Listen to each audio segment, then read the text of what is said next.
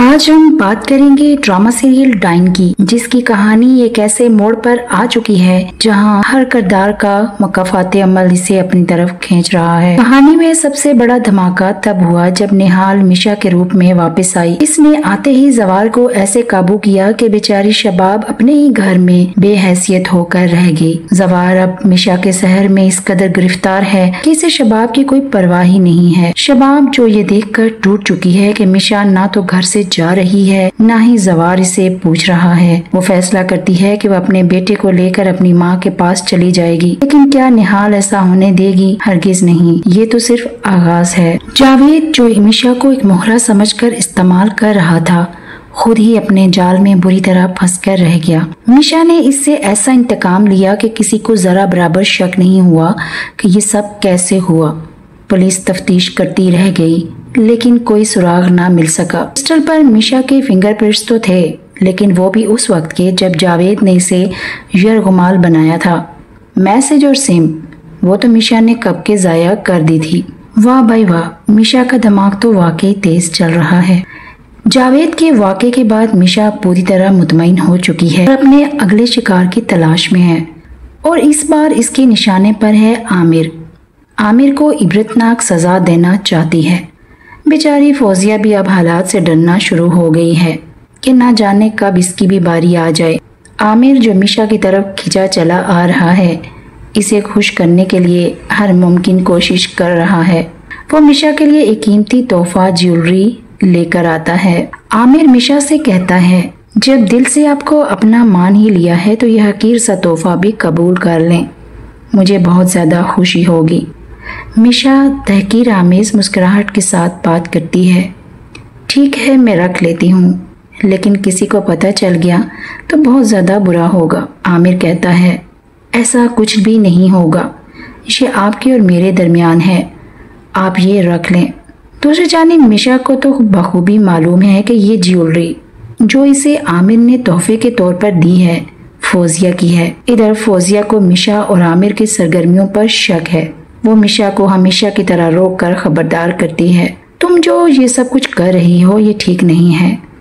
एक तरफ तुमने जवार को दीवाना बनाया हुआ है और दूसरी जानिब आमिर के साथ भी ताल्लुक रखा हुआ है। मिशा जवाब देती है, इसमें मेरा क्या कसूर है? तुम और शबाब अपने शोहरों पर कोई कंट्रोल नहीं रख सकती तो मुझ पर इल्जाम देती हो, और ये तुम लोगों की अपनी कमजोरी है। इसमें मेरा क्या कसूर है? ये सुनकर फौजिया का गुस्सा तो आसमान को छूने लगता है। जब मिशा इसे वही ज्वेलरी दिखाती है जो आमिर ने दी थी, तो फौजिया के तो होश उड़ जाते हैं।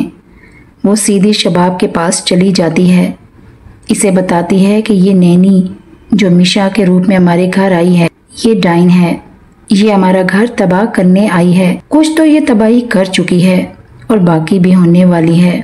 शबाब, अब इसका कोई हाल सोचो। दूसरी जानिब मिशा ये सब कुछ जानती है कि शबाब और फौजिया के दरमियान क्या बातचीत चल रही है।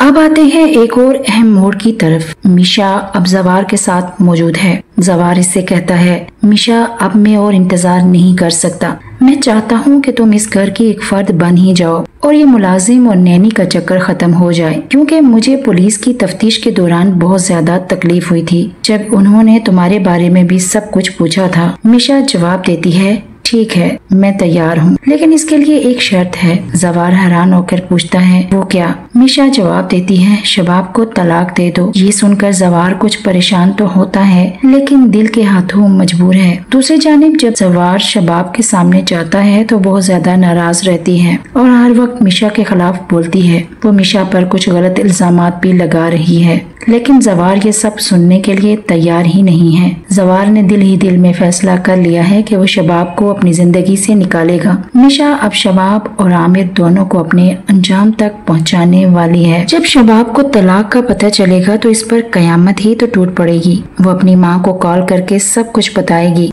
और साथ में ये भी जिक्र करेगी कि ये सब निहाल की बददुआ है और निहाल का खून नाहक बहाया गया था। वो बताएगी अपनी माँ को कि इसने तो अपनी आंखों से देखा था कि किस तरह निहाल और नूरी को कत्ल किया गया था। और यहाँ आ जाता है कहानी का सबसे बड़ा ट्विस्ट। ये सब बातें जवार सुन लेगा। निहाल का चेहरा इसके सामने आ जाता है और इस पर किए गए जुल्म के बारे में सोचकर तो वो पागल ही हो जाता है।